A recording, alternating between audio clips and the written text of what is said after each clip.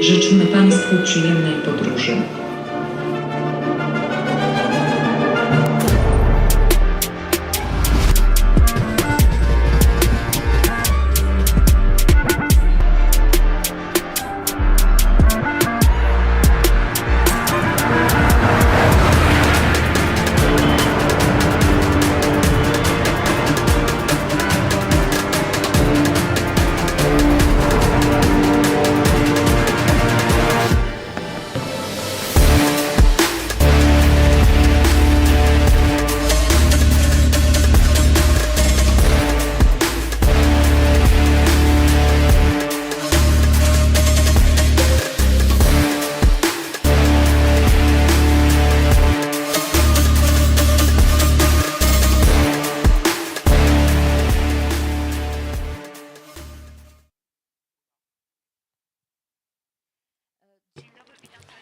Good morning.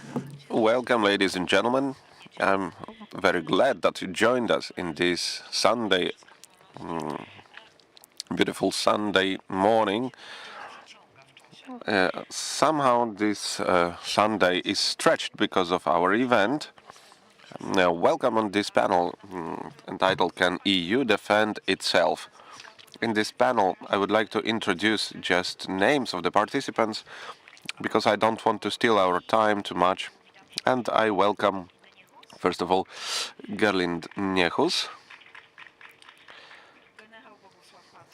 General Bogusław Pacek, General Professor Bogusław Pacek, Michał Szczerba, MEP, and Marek Świerczyński, Polityka Insight. Ladies and gentlemen, the times, I can say, are quite military. When a couple years ago we did not expect, or maybe many of us would not expect, war that would take place just next to our borders. Definitely a war that will have all the features, all the nature of war that we would like to forget. On one conference I already met General, and then we talked about there were expectations for a war that would use all the modern resources, modern tools, but now we have a war where people stand in front of other people, even if they use drones, even with usage of all modern technology, even if we say about these strong elements of hybrid war. There is this time when there is man in front of other men, and the question I want to start with, and I would like to start with Mr. Marek, are we ready to wars that exceed humans' imagination and they are absolutely inhuman? Well, unfortunately, the nature of war didn't change. It's all about killing each other. And now the question, if after 70 years in Europe, not complete peace, interrupted because there was Balkan War, different incidents of military nature, but are we mentally ready for a war that is in case a repetition in many aspects, maybe not in such a scale, but it reminds Second World War, and in some points even First World War. Russia shows us that they are ready. Therefore, are we, the subject of this panel is European Western perspective, our Polish perspective.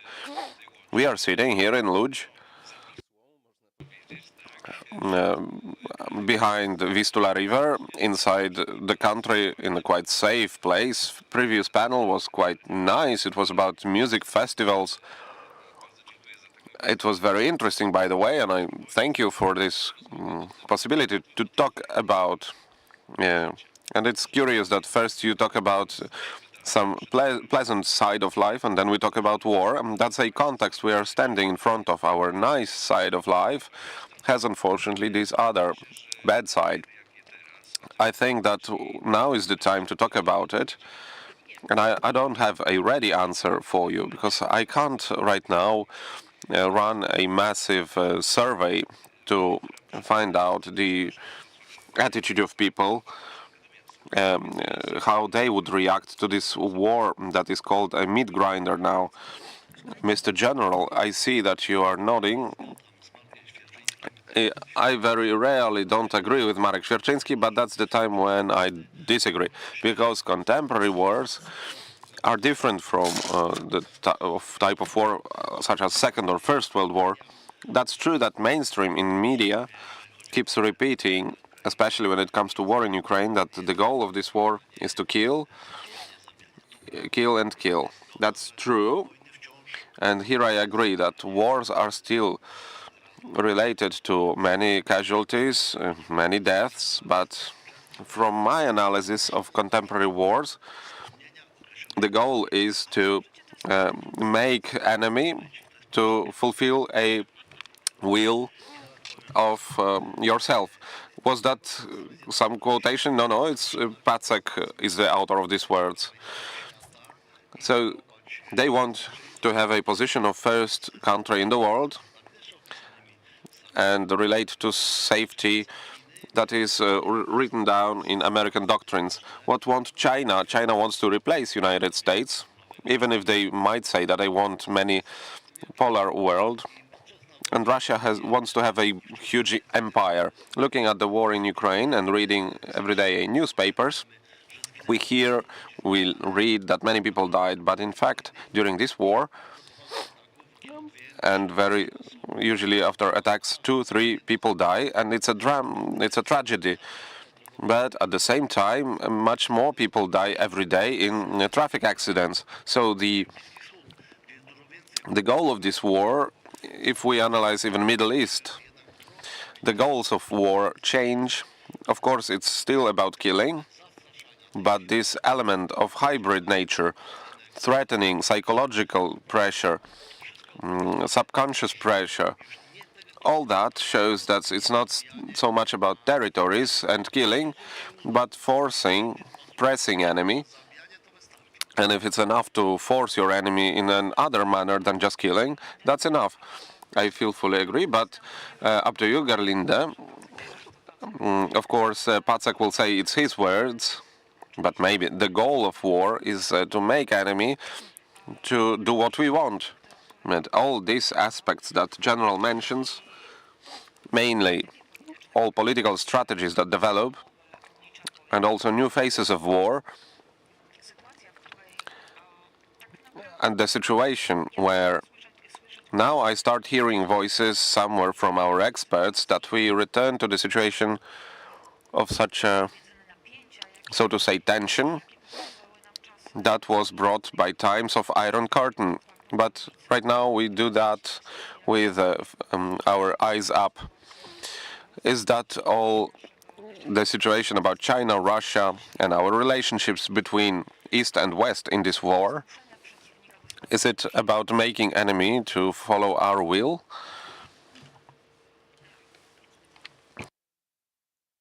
Now it's on. Yes, good morning. And first, thanks for having me. It's great to be back in this vibrant city and the even more vibrant Freedom Games. Coming to your question, Anna, sort of, are we back in the Cold War? I would say no. It's a different scenario because in the Cold War we basically had sort of a polarization between a rather static and also predictable Soviet Union and the US on the other side, and NATO as the kind of guardian of peace. The guardian of peace is still there, and thankfully, but clearly what we didn't have at the time was this what somebody coined the axis of upheaval, which is the combination of Russia, China, Iran, North Korea. And I would argue that so far we have not really found an answer how to tackle that. Yeah, we see that there is rhetoric when it comes to saying that China should pay a price for its attitude towards fueling the war against Ukraine. But so far, I don't see the consequences of that. Yeah, I hear Blinken and others, U.S. Foreign Minister Blinken referring to that. But as I said, I don't see the price being paid, nor do I see a price which has to be paid by Iran or the Republic of Korea, which reportedly, at least that's going through the media, is now also sending troops to Ukraine. So the next level of escalation. And I think in many ways and for that, I would refer to NATO and the EU, because the focus is here, can the EU defend itself? We and the EU, the US, we have to get more robust and more determined in responding. And in many ways, I think we have to muster, our political leaders have to muster more courage to respond. Since we are talking about leaders, political leaders, Mr. MP, what about, I'm not sure if it's the matter of courage, because I saw what happened in NATO summit. I think this answer is a bit broader. We have an enlarged position of enforced position about condemning Russia and some actions taken against Russia. Second NATO summit, a bit stronger actions where Indo-Pacific states were invited. So we're building a coalition, a bit jumping over Russia and reaching this other flank. At the same time, there is an appreciation or recognition of this threat, which is hybrid war. Indeed, is it a matter of lack of courage to politicians? Good morning, ladies and gentlemen. My experience comes from two places, so to put it. For the last year, I was a head of parliamentary gathering NATO, and I was absolutely sure that NATO is our basic warranty when it comes to safety. And I'm now a couple of months in European Parliament, and this term and the term of Commission that started with Ursula von der Leyen being elected, in fact, will be under question mark of safety. That's we need to say very clearly. 6th of November, we are going to interrogate in our commission a candidate, first historically candidate, for a commissar for defense affairs, Antonius Kobrius, many years parliamentarist from Lithuania, and that will be a first moment when on that commission in the gremia of parliament we are going to talk about what is defense union and how should we build it in next years. Is there a lack of leadership? In my opinion, this leadership is more mature and more aware. I mean, when it comes to European institutions, and a head of commission quite clearly announced that we want to create an actual defense union, and that we indeed want to integrate industries, defense industries that are dispersed, that are chaotic, that sometimes double, and they don't manufacture this added value that is needed for our safety. And during this conversation, of course, with political plans, we need to talk about money as well. And without that, we can't go forward. In the report of Draghi, that lists particular examples, speaking of Russia, tripling up the expenses for defense in the last years, China by 600%. All the European countries that are in NATO are spending right now 300 billion, and 900 billion is being spent by the USA. So looking at the elections, sometimes we are terrified, sometimes we are hopeful. We are wondering what will happen on the 5th of November, and we have to be aware of how huge of a responsibility we will have to take on if the elections in the USA will not be beneficial to the European interests. I will still want to come back to those questions, but I would like to hear a comment from the point of view of NATO to what has just been said. Thank you. I mean, to be luckily, I'm not talking on behalf of NATO any longer. I have been there the past 25 years, so I guess I know the NATO perspective pretty well. So, two remarks on the NATO summit. So on Ukraine, clearly, I mean, what we have seen over the past years, with a lot of intensification since the full-scale invasion, is a huge increase in the practical cooperation, the practical support. At the summit, I mean, allied leaders agreed to the NATO security, support and training effort, which is now being set up from Wiesbaden in Germany. Incidentally, that was largely done to Trump-proof this effort. Having said that, what is still, in my mind, insufficient is the political relationship, because so far leaders have not yet decided or have not yet dared to invite Ukraine to start accession talks to NATO, which I think is long overdue. That's my personal opinion. So, but I think this is something which would need to happen, and I think there are a number of allies who would actually share that view, but unfortunately not all of them. And then when it comes to Russia, yes, in the strategic concept, we identify Russia, NATO identifies Russia as the most direct threat to European security. However, until this day, NATO has not yet developed a coherent, robust containment strategy. And that's also long overdue. Marek, 2 sentences only, because the member of parliament mentioned hundreds of billions of spendings in budgets, and we have to admit that the European budget on defense is 7.5 billion euro in the forecast as of 2007. So it's only partial answer to the title question of our panel, whether the MEPs and political leaders will be able to change ASAP the budget. Otherwise, there's nothing to talk about. Another sentence I would like to add here is that also answering the title of our panel, the only efficient existing mechanism of defending Europe right now is NATO. Here, I would fully agree, but you've planned a different order. As we've mentioned, questions related to the new commissioner, it's worth to say that it's not only a matter of appointing Envis Kublius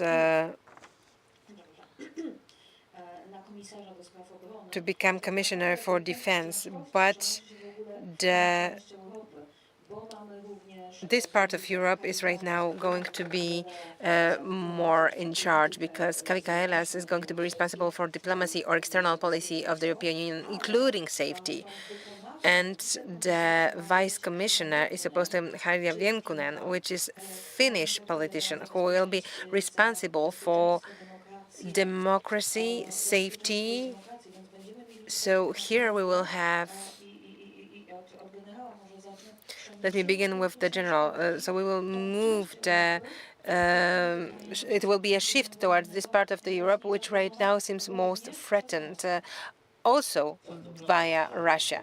Yes, it's true. Those are important activities and important decisions that allow to hear better a voice of countries which perceive differently the threats than the assessments of Portugal, Italy, Spain, the ones that are further away. But this unfortunately doesn't solve the problem. It is a truth that Europe, it's hard to define it for me when I'm constantly only repeating about the European Union. But the truth is that Europe overslept tens of years when it comes to defense. The solutions after the war as of 1949 were NATO. It was always military force of the USA. Back then, NATO was the only solution for Europe to feel safer, so that we wouldn't have new conflicts in here. But the times changed, and in the 60s, 70s, many different processes and events in the politics caused a change of those of the situation. So what do we have in here now? We have because you asked me about the strong leaders in the world. We have strong leaders and we have weak leaders. Strong leaders are in the superpower countries or power countries, such as Xi. I also believe no matter how you assess Biden or not, this is a very strong leader in the USA. And yet another one is going to be, no matter who is going to win, the lady or the gentleman, it is going to be a strong leadership. And there is a strong leadership to Russia, to the Russian Federation, strong leadership which is not assessed positively by us, but it is strong leadership, we must admit it. There is yet another problem of the average, medium European countries, such as Germany, France, Great Britain. This is leadership which is weak when it comes to safety, when it comes to what we talk about. This is not the same level as the superpower leadership. And this is why we have difficulties. I'm mentioning the main countries because those have the biggest possibility of something that today is very much needed in Europe. If I'm saying that Europe overslept, that's because of the fact that Europe at a certain stage have not thought about something that is obvious today. It's something that we speak about very officially in the USA. Europe, you should be more capable of defending your own territory. Probably they mean European Union. I would rather say Europe. You have to be capable. And the Americans are disclosing that their safety priority is Far East and Asia. This is why they are saying, almost shouting, Europe, build your capacities. Unfortunately, there is a guy who helped us a lot in thinking about the defense. His name is Putin. That's to our bad luck because it's the time of war, but it is a time for Europe to wake up from this deep sleep. The war in Ukraine helped us to wake up, and today we are going to speak about it soon probably. It's not about electing the good leaders, because the candidates you've mentioned are good leaders. It's good that they are aiming at those positions, but waking up from the deep sleep is showing us, it's like waking up from a coma.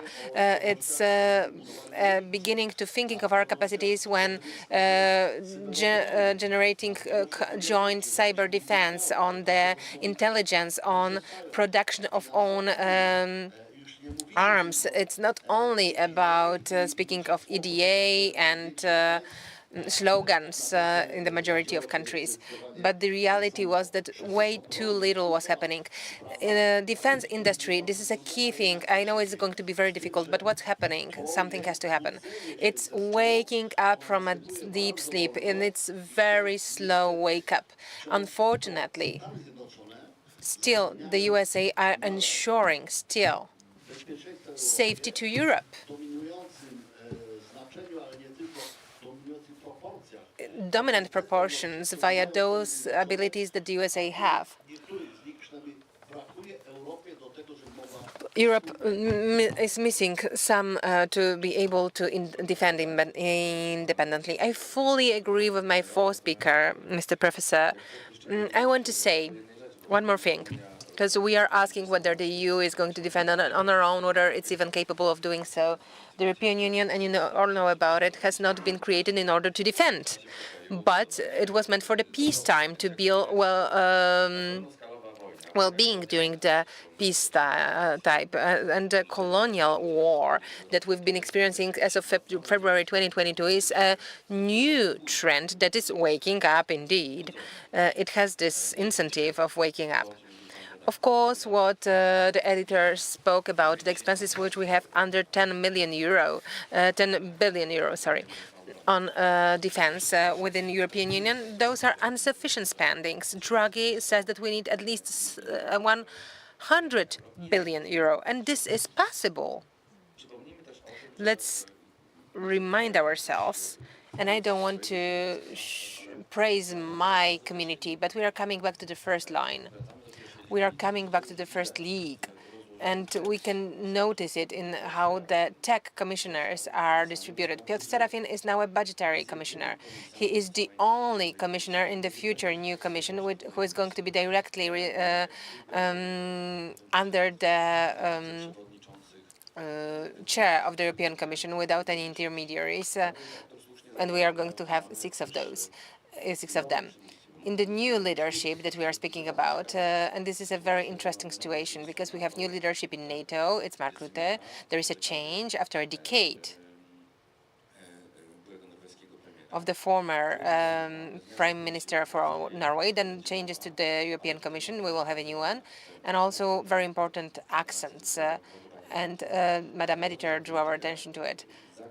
For the external and safety policies, the responsible leaders will be the ones from the eastern flank. So former politician of Norway, who is going to be High Commissioner, then the Defense Commissioner Kubilius, who will not be responding to Kallas, but to the Vice Commissioner responsible for social resilience. And that's also another important thing. Asking whether the European Union will be able to defend on her own, it's not only a question asked by Madam Editor,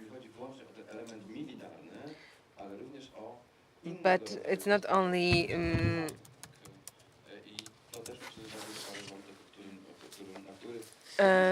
so that's an interesting issue that the Commission drew attention to. So you're speaking about my favorite element, meaning East, but let's now, as we speak about NATO again, is it NATO only?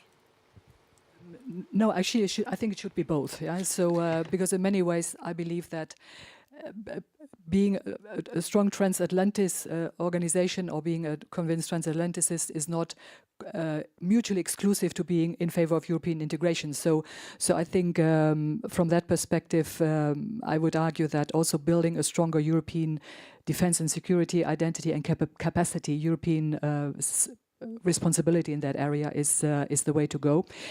Is Europe already there? I think the answer is no. I agree with the general because so far roughly 80%, close to 80% of NATO's total defense expenditure is still coming from non-EU allies, starting with the US, which is close to 67. So you can see there already that the EU. The question is, can the EU defend it or can Europe defend itself? Currently, the answer is no. But of course, this can evolve, and it should evolve. And in many ways, in my mind, it should evolve in such a way that we are harnessing the respective strengths of both organizations. So there is an agreement between NATO and EU, and you see this in various policy and planning papers, that NATO should remain the cornerstone of collective defense. So if you wish, the hard core of collective defense. But then I think there can be a number of areas where the EU can really build on its own added value.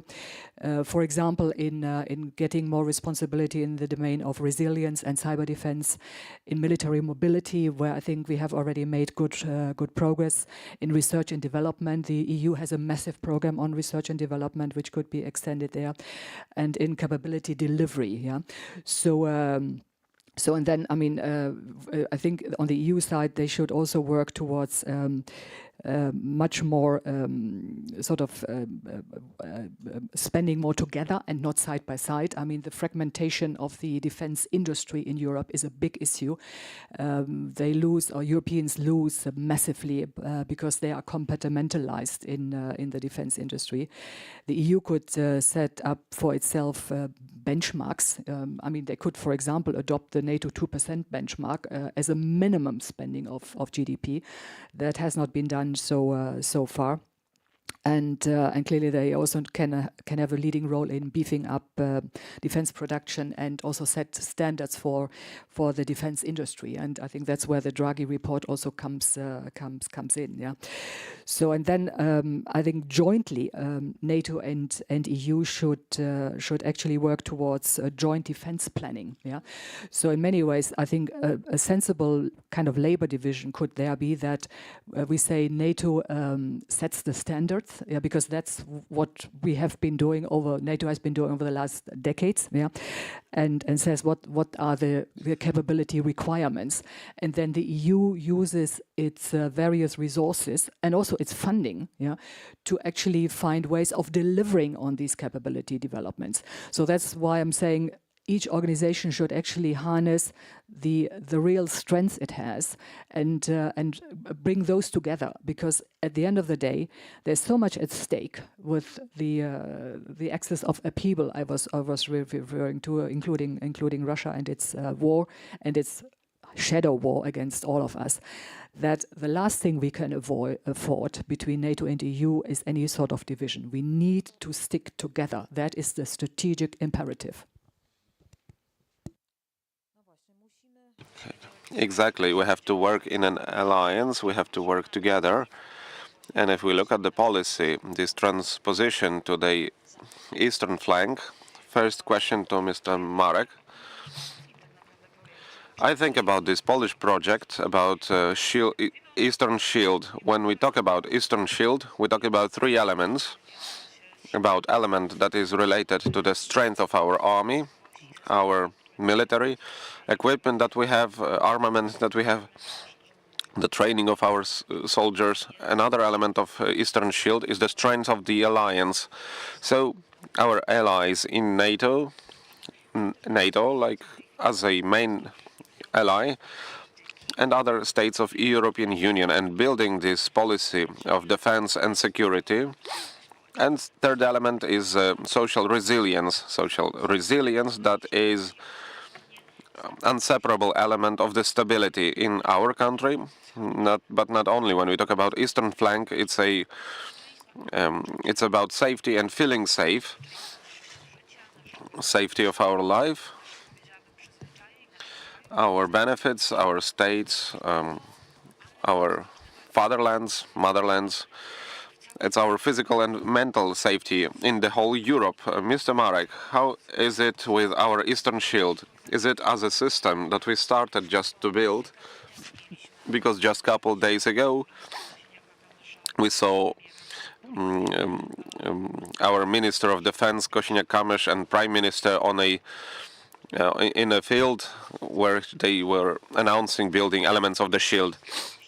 I would suggest not to mix everything with everything else. I think it's a bit over-interpretation when it comes to what we are talking about, because Eastern Shield, from capital letters, it's a project of strictly military nature, from an operational territory to prepare areas. Its goal is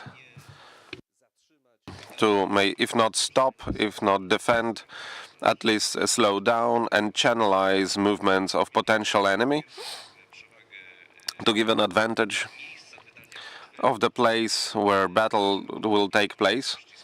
And another thing is to slow the motion of enemy. That gives more time to think about operational variance. And that's what, for many years, Mr. General will agree with me, I believe, was postulated by military environment. It's good that it's happening. It's relatively not such a big project. It costs 10 billion zlotys. Whether it will be more expensive or not, we'll see, but it's streamlined to the most affected portions of border with Belarus and the Russian Federation.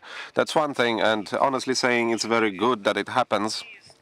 But it's not the most important, because you combine that all with all our modernization of equipment, with all the concept of most modern and strongest army in Europe. That's something new, that's something much bigger.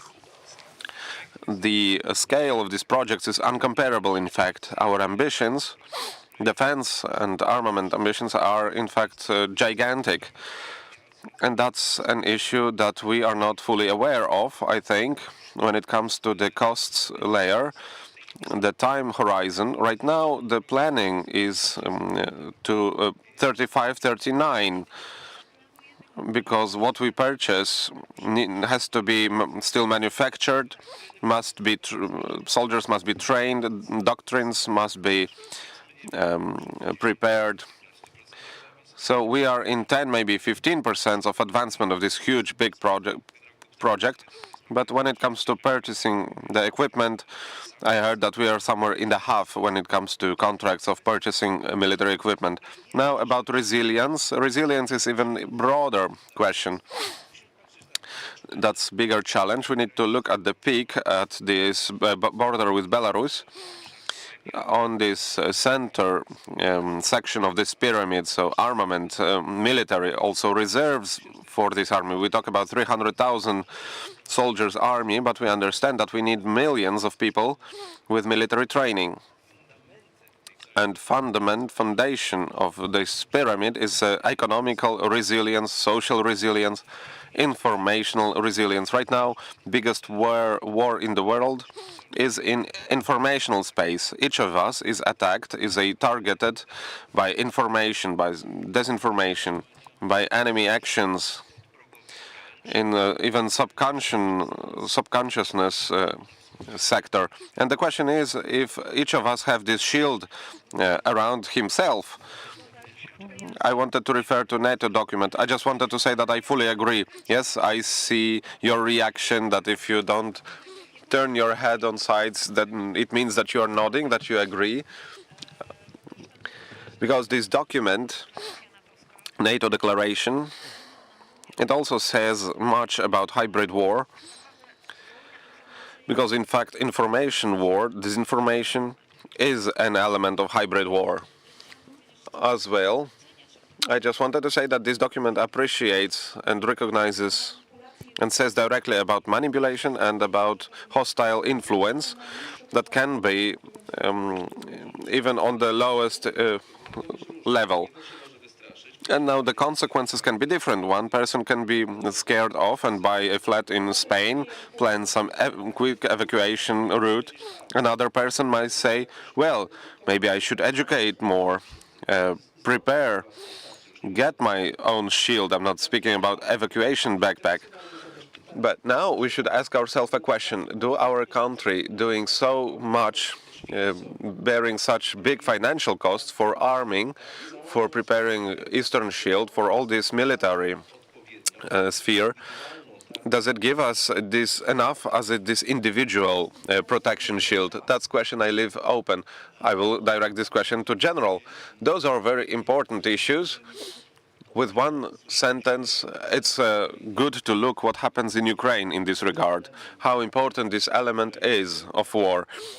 Ukrainians in 2022 left Polish construction sites, and without any words, they went on front to protect their country.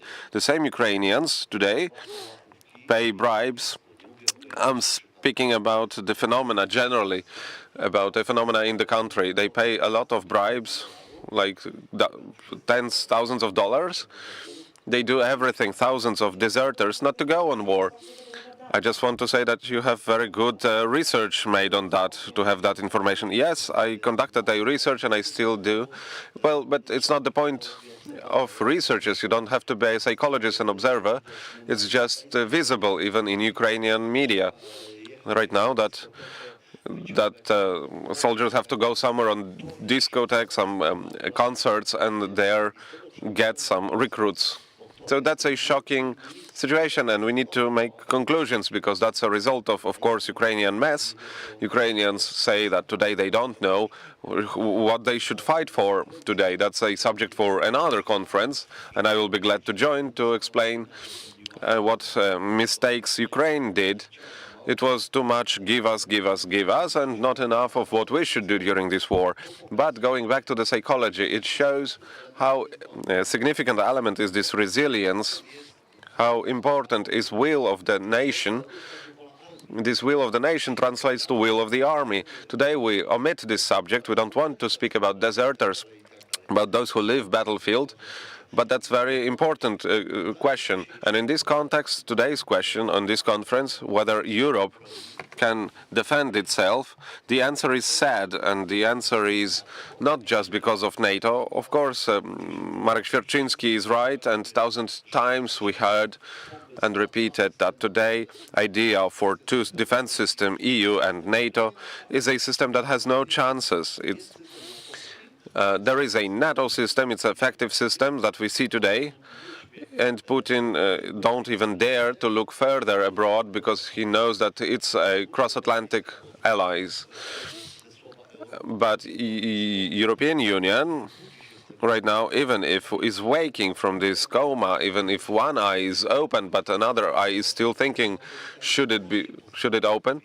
European Union will not give positive answer on this question. Right, in the contrary, the actions that EU makes are those are good actions, those are right concepts, but they are not covered by money, by specific decisions, by leadership behavior, and we still talk about the same capacities. Countries have the same brigades, battalions, and the same capacities. There are two possibilities today for European Union, but with the blessing of US, they should leave a bit European field. Where they do it or not, we will see. But these capacities should be generated in NATO and in European Union. That Ukraine shows how important it is. Those are two things. One thing is to capacity to continue ongoing war. Ukraine is depleting in front of our eyes. Why? Among others, because there are no logistic supplies in any possible regard, no enough food, equipment, military equipment. So Europe should be fully responsible for that. And it also can be different with this regard. Another thing is what comes about aerial defense, air defense, cyber defense, because hypothetical war with Poland will absolutely not be the same war as it is with Ukraine. No one wants to build empire with Poland. It would destroy any possible empire if they annexed us. But anyway, no one has these goals, none Russia, none China, not any other country. But here I can go back to that thought. In our case, there can be a wish to destroy us, to scare NATO. So this problem of killing will return, and then Marek Świerczyński will be right, that war about Poland will be like that. There was a war when they built a significant defense line, but enemies just passed it away, bypassed it. So that's what we need to think about. When we talk about defense, it's like in life, you need to develop everything in balanced way. It's not enough to have just a shield or some couple of thousand tanks or hundreds of HIMARS. You need to have diversified capacities. Now I see weakness. Weakness in our air defense and our broadly understood enemy, together with air defense, long distance attacks. Our enemy, for him, it's the easiest. He will not have to reach us, not on horse, not on some personal carriers or in tanks. He can attack us from the air, and that's still our weak spot, Poland and Europe. Because if today Tusk is calling about something, Iron Dome, it doesn't matter if it's NATO or European, but we need to have Iron Dome. It has to be made in Europe, and logistics, supplies, ammunition. If our Americans leave this, well, they contracted basically everything for 30 years, so it will not be easy, because honestly saying, the cake was already divided. Now it's just a matter of paying for that. But let's not looking for capacities in Korea or somewhere, God knows where. Let's look for capacities. Well, unfortunately, we need to agree to that. In Italy, Great Britain, and partially in Poland, we have smaller capacities than bigger, stronger countries. All right, shortly. Because we all live with hope of the Article 5, but we often forget about the Article 3, which says that every side of the treaty, every member state has to build own capacity to defend, and this is a lesson that we are learning. This is our homework. Radek Sikorski said that the war in Ukraine gives us the necessary time. I'm convinced that we are using the time. Maybe we should use it better, but when it comes to spendings in orders, there is a gigantic improvement. The spendings for the next year for defense are gigantic budget. But there is yet another very important thing I want to mention, is namely that we have the political consensus when it comes to those spendings. There is no such political power in the Polish parliament and would question whether those activities are reasonable. So that's important. Another thing, I know there is plenty that we are speaking of, but it's Polish presidency. So after horrible Hungarian presidency that was began, that Orban began visiting Moscow, we are taking over now the leadership in the European Council for half a year in the key moment. First of all, we will have a result of American elections. Second of all, we are speaking about the flagship projects. So those are projects that we can define, design, and as Mr. General said, and Prime Minister Tusk spoke about it too, that the Iron Dome is or can be one of the most important projects, because you are always right that building resilience and potential related to defense is the most important. One sentence out of bottom. Spendings don't build the defense capacities. What we need are skills, logistic support, intelligence. We have to define in Europe where we have so-called gaps, and we have very significant gaps, and we have to fill them up. All countries are showing how much they spend. It's important to have spendings, but what's more important is to make sure we have capacities in Europe, not spendings, capacities of Europe to defend on its own. And I want to ask you about this capacity. Do you have a feeling now that Europe woke up, that it started working and thinking in a political and strategic manner in the old categories? I've been occupied with the topic for 20 years, and I know that who knows the enemies and knows themselves is going to win every fight. So we are better and better in recognizing our enemies, but is it the time that we already know ourselves well enough? And when building our resilience, are we able to build what Marek speaks of, reinvent ourselves in such a way so that those conditions could be met? Are you asking me? Yeah. So look, I think it's a very mixed picture. I mean, do we know? Are we ready for war? I would say some more than others. I think in Poland, I think you have your eyes wide open and clear, in the Baltic states as well.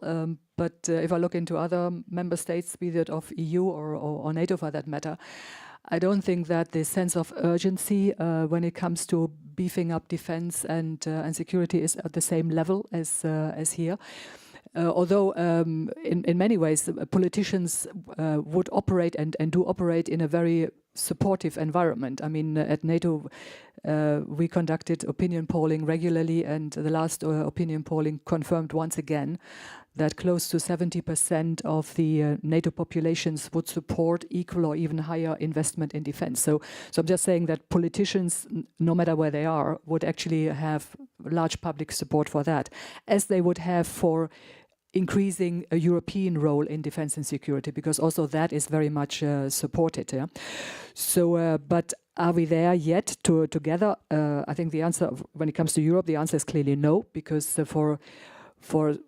I mean, ever since the Cold War was over, I mean, what we have been doing as Europeans is an erosion of our military capabilities, but very systematically.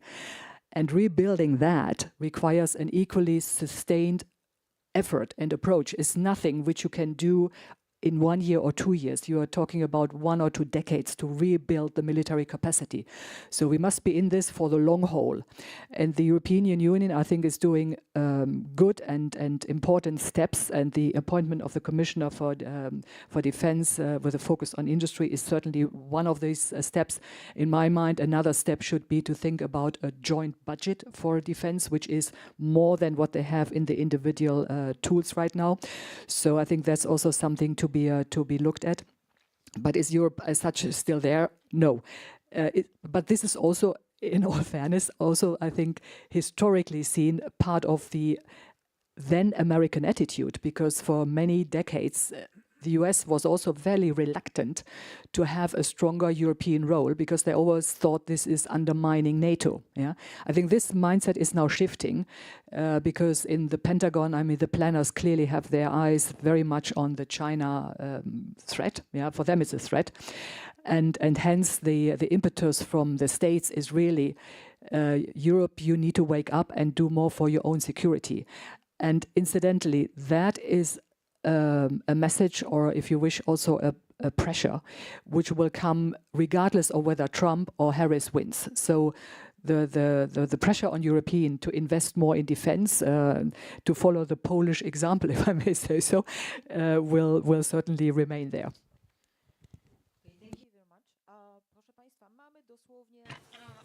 We only have 8 minutes left. 2 questions then. I see you raising your hand, Martin. Please ask concise questions to a particular person and present yourself before you ask a question. Marcin Święcicki. Comment I wanted to make that European defense as a commonwealth is coming back to roots and coming back to our fathers who at the beginning of the 50s, Schuman, Adenauer, de Gaspar created a defense union on paper. They have aligned it all. 4 parliaments agreed to it, and it got stuck in the French parliaments when communists rejected it. And those papers from 1954 went way further away than what we have now on paper. After that collapse, the fathers headed towards the economic treaties and the Roma treaties at the market and the free market. So we are coming back to the idea of the fathers who came up with the European Union. Okay, we could elaborate on that much longer, but do we have questions? The light is right into my eyes. I don't see you.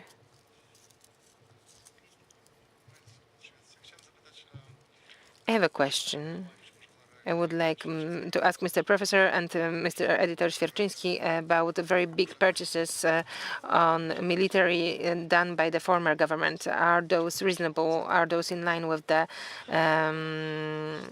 strategy? It's well, I would like to hear your assistance. It's hard to discredit Polish previous government and go in depth in it on such a forum. But of course, the extent of the signed contracts determines our current policy of the current government. We could find stones that when we put them into the garden, then we would criticize the extensive purchase. I want to remind you that it's not only defense is not only military. It should be sustainable. We should be looking everywhere. So if someone dreamt of having more of HIMARS than the USA, well, great. It's best to have a lot of everything, HIMARS and tanks and planes, etc. But a state is a balanced system, and unless and if we spend too much on HIMARS, we might not have enough on drugs. So slight remarks I would make for sure. But still, what the current government does, I can assess it in a positive light, because what we need, just like oxygen in Polish reality, is continuity. We don't have strategy for years. Our strategy 4 or 5 years, and after 2, sometimes it ends. Even within the one option, we are able to make a change. So it's a chapeau. I'm not looking at the parties, political parties, I'm still happy that having the war in between, internally in between the parties, we are still managing to have a continuity in defense. What my former speaker mentioned, Mr. Święcicki, that you all know. We should come back to the roots, because it was a very rightful way of thinking, and it was possible. The question is Europe going to defend herself? Europe, unless you prepare the capacities that historically were planned for you, you are not going to make it, because those who are responsible for your safety are telling you about it. The United States tell you about it. Could Europe do that? One more sentence. I have my own idea within the framework of NATO. The European Union does a lot, and it doesn't have to pertain to the European Union. In the NATO, we can create 2 strengths, European and American, two huge strengths that could be operating together under one command or separately, should the European capacities and European forces have to defend Europe. But what we miss is leadership. In Europe, we don't have a state. And Radek Sikorski spoke about it, current Minister of Foreign Affairs. He spoke to Angela Merkel. We need a leader in Europe, a leader who would he was showing Germany, because France is looking too much towards Africa. Germany doesn't want to. The United Kingdom is pro-American, and they don't want to do it. But in defense, this is the reason why NATO succeeded, because there is a leader. And if they want to, they go to Afghanistan with you or without. And then we join it, because this is what it was in Iraq, in Afghanistan, and in other places. Americans have capacities that we don't have in Europe. I've been a part of an operation in Chad, and we've succeeded, and we've learned plenty on our mistakes. One of the most important mistakes was lack of certain capacities in Europe, which don't allow us for common thinking and common doing. So without Americans, unfortunately, everyone knows it, Putin knows it too, without Americans right now, we will not be able to defend Europe yet. This could be a point. I really like what you said, Europe rather than European Union. This is the approach in the new, extended, expanded, more mature integration of defense industries. That's what Kubilius spoke about on our internal meetings, because we are in one European party in EPP. So in the projects which relate to the defense industry, we want Norway and Great Britain to take part in it. Let's not limit ourselves only to the member states of the European Union. And another important element is research, R&Ds, innovativeness. And here, Poland, when there would be more financing from the EU, Poland has to be able to absorb those funds. We have to be ready. Our scientists and defense industry have to be ready for cooperation. Marek. I wanted to answer the question briefly. Several aspects. First of all, we took a decision on mass support for Ukraine in the numbers of equipment that no one else delivers, especially in the first stage of war. So Polish government, on one hand side, in a way,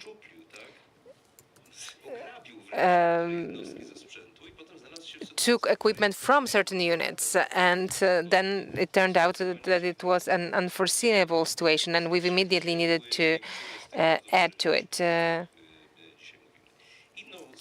Another issue is a multi-annual process of gradual modernization that has been planned, where step by step we're supposed to gain much higher capacities, such as HIMARS, Patriots. We've never had those before. Fifth generation cars, we've never had them too. It all accumulated in this one brief time after 2018. And we've had much more money on the other hand side. And this is why such decisions were taken. Yes, it wasn't transparent. Yes, it wasn't well explained to the society and political class, including opposition of the time. Some over-exaggerated, but no one is questioning it, as you see. Yeah, perhaps two remarks. One picking up on the general who's rightly pointed out that there can be lack of continuity when it comes to change of governments. But when it comes to defense and deterrence, I would argue that that is being addressed through much more continuity on the NATO side, starting with a strategic concept and then also other strategic planning papers such as the concept for defense and deterrence in the Euro-Atlantic area, the regional plans, and so on and so on. So in participating, of course, in the discussions there, governments ensure strategic continuity to build up the defense we need. And then one remark I need to do on Ukraine, because it's very close to my heart. And yes, since 2002, we, NATO, individual member states, the US, the EU, and others have given really unprecedented support to Ukraine. And it's probably thanks to that Ukraine is still in fight, in addition to its own level of resilience and impressive heroism and everything. Having acknowledged that, I think it's also sadly to say that in spite of that, the support given so far is insufficient, because we have not given Ukraine the support it needs to win the fight against Russia. And that is a failure on the side of all the partners supporting Ukraine. Yeah, so all the caveats imposed on weapons, that they cannot target military targets in Russia, for example, all the discussions about whether we should deliver Taurus or other weapon systems, all these artificial red lines we have imposed are actually hindering Ukraine to win ultimately on our behalf, because they are fighting for our freedom and our liberties. And that's the moment when, unfortunately, we need to wrap up. I know it's a conversation that we could take for a very, very long, but the time runs out, and I'm really grateful to our guests, Marek Świerczyński, Bogusław Pacek, Gerlinde. Thank you very much for being here, and stay with us. Zapraszamy do Trójki. Od nowa. Trójka. Program Trzeci Polskiego Radia.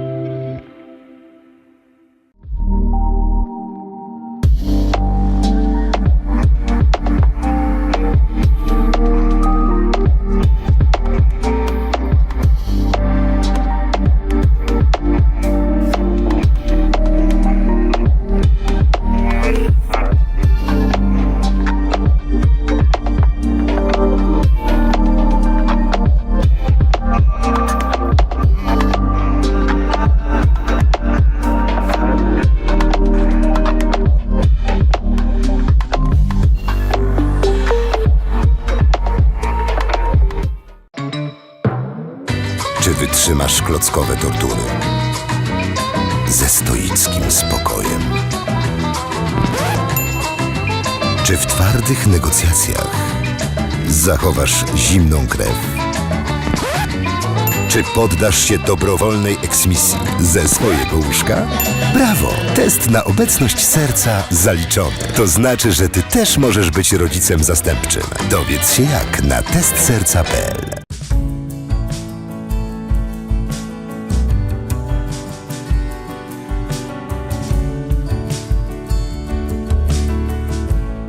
Polskie Radio.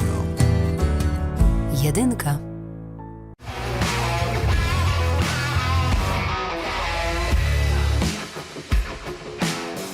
Rodzina spółek Pelion to 12 000 osób pracujących w ponad 300 spółkach w Polsce, Szwecji, Wielkiej Brytanii i na Litwie. Jesteśmy liderem w branży ochrony zdrowia. Od 1990 roku dbamy o długość i jakość życia.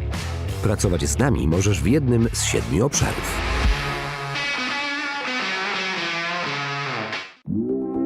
Plany biznesowe powstają z marzeń. Dlatego nie ma dwóch takich samych firm. Jedni chcą działać na całym świecie. Innym cały świat mieści się w dłoni.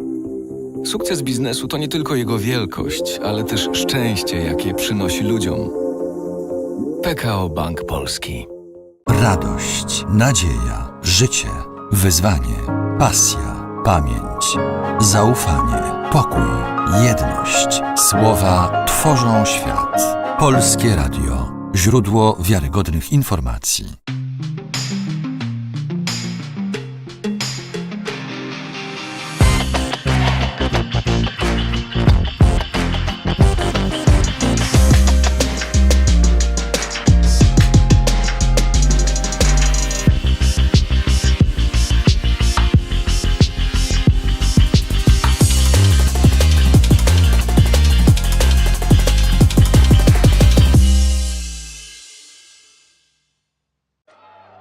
It's not always easy to recognize. It may look like this, or like this. It may be a burden, but it is a responsibility that we embrace nonetheless. But if it means this for one person, and this for someone else. Maybe it ultimately means being there for one another. It isn't handed to us, but we know where to find it and how it feels, how it tastes, and what it sounds like when we finally have it. It means different things to different people, but for many, it means everything. And if we all fight for it, it will eventually bring us together.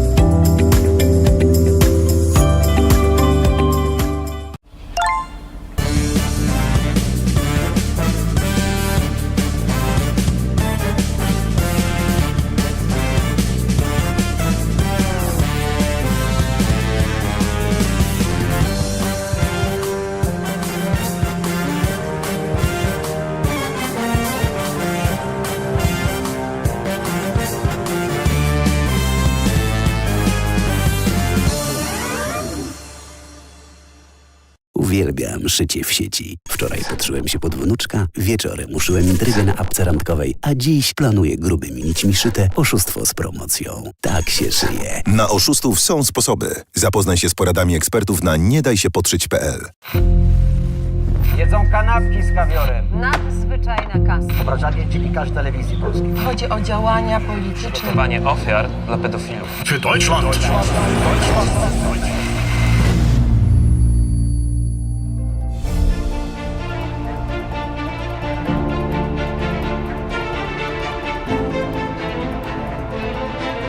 TVP Info. Włącz się na nowo.